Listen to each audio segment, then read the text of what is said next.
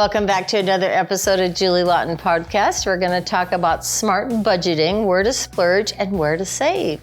Welcome to the Julie Laughton Living Podcast, the place to get advice, tips, and tricks to building the life and luxury home of your dreams with 30-year business owner, designer, and builder, Julie Laughton. It all starts with a good plan.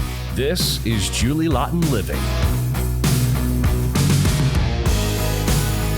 So the most important thing to do before you start a project is have a budget.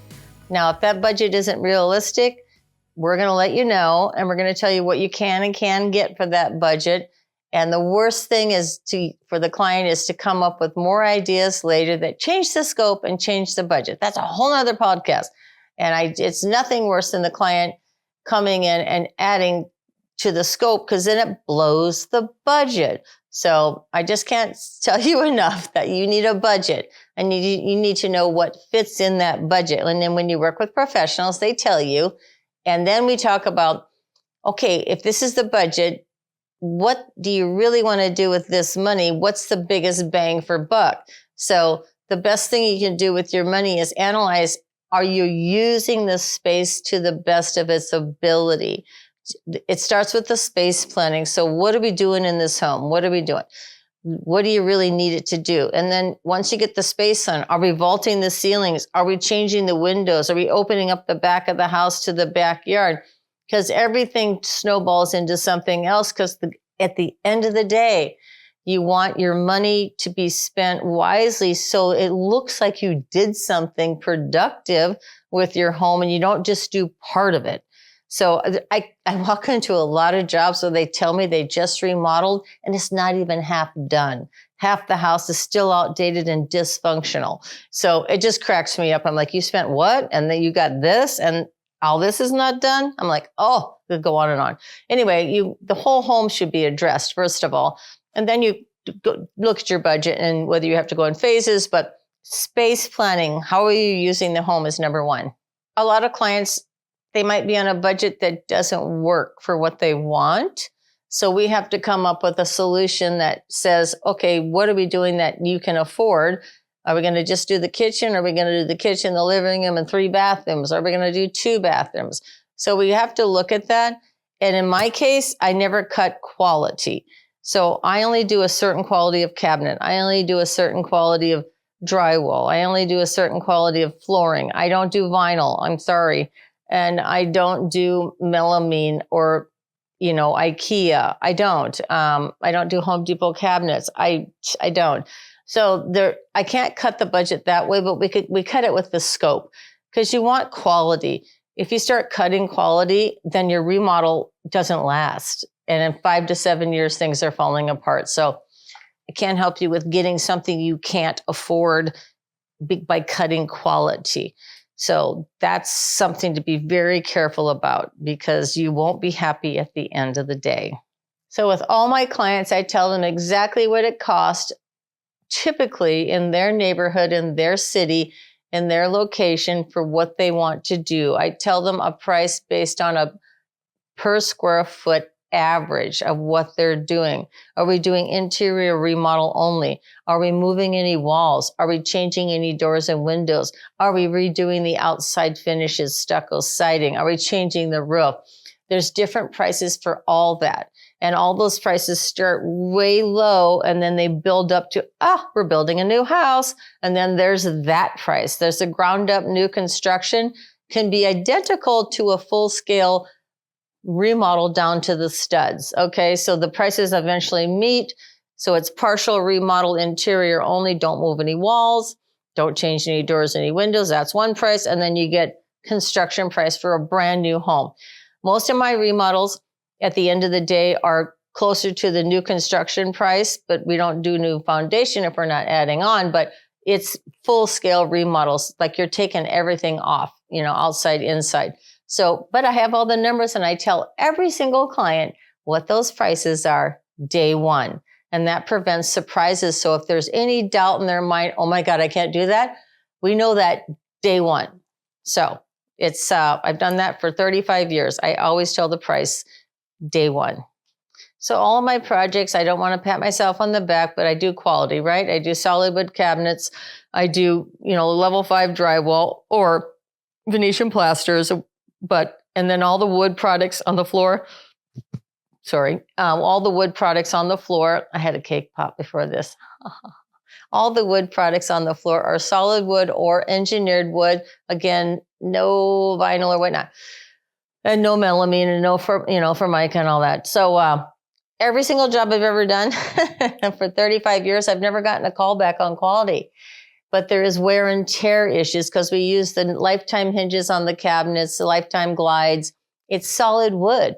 I mean, it might get scratched, or wear and tear, and paint job need to be refreshed. But there's no drawback to using quality. I mean, you have to pay a certain price up front. There's no cheaping out and doing discount builder plus, cabinets. We don't do that. We use quality from day one. So it all lasts, but the secret to all of it is maintaining it. That's all it is. Cleaning it, maintaining it, polishing it, refinishing as needed, and keep the grubby fingerprints clean, because fingerprint oil wears off cabinets, and wear and tear. That's all it is. Quality lasts. So another thing about using quality, we're kind of forced to use it in Laguna and Newport Beach because we're at the ocean. So there's no option to cheap out on the quality on the outside. You need to use the copper or the stainless metal. You need to use the good roofing. Not that we have high winds, but we could. And everything, the finishes have to be ready to handle the weather, because the salt air, as you know, just like on your car, is destructive. So all the hardware and everything has to last. And if you start with the good stuff, all you need to do is maintain it and wash it and care for it. But it has to be quality to start with, or it won't last on the ocean. So we're already geared to doing high-end materials because we're in Laguna Beach and Newport Beach. So the only hidden cost in home renovation or remodeling is the unknowns. Okay, so you buy a house and then we go dig up something, and there's something in the walls that's not supposed to be there, or that wasn't discovered when you purchased it. That's no fun to tell the client. Or maybe you've lived in your home for 50 years and it's been remodeled several times, and maybe you didn't hire the right people, and you don't really tell me that. But anyway, we go to open the walls, and oh my God, we find all this stuff. And that's the only surprise, is what's behind the walls that we can't see, or the homeowner hasn't told us, or they don't know either. So it's kind of funny, but that is the only surprise, other than the fact that the homeowner dreams up something different halfway through construction, and then they increase the budget because they've decided they want to add to the scope, and that's no fun. And then they act surprised because the price is raised, but that's a different podcast. Anyway, everything's known up front except for what's unknown underground and behind walls that we can't find through, practically doing an x-ray. So, yeah.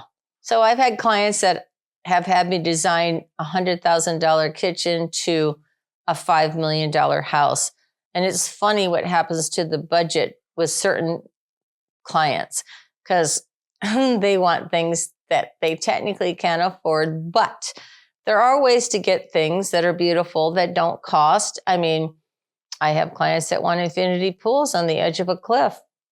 Can't get around that, but you could do a pool without the infinity edge, not so close to the edge of the cliff. I mean, there's ways to compromise and still get the same look. And then other clients, the biggest thing with kitchens is, do you want a $60,000 range or do you want a $6,000 range? For me, the cabinets are the same, but the appliances kill it. Some people just have to have that La Corneau, not refrigerator, but stove. I mean, you might as well just park a BMW in your kitchen. I don't know.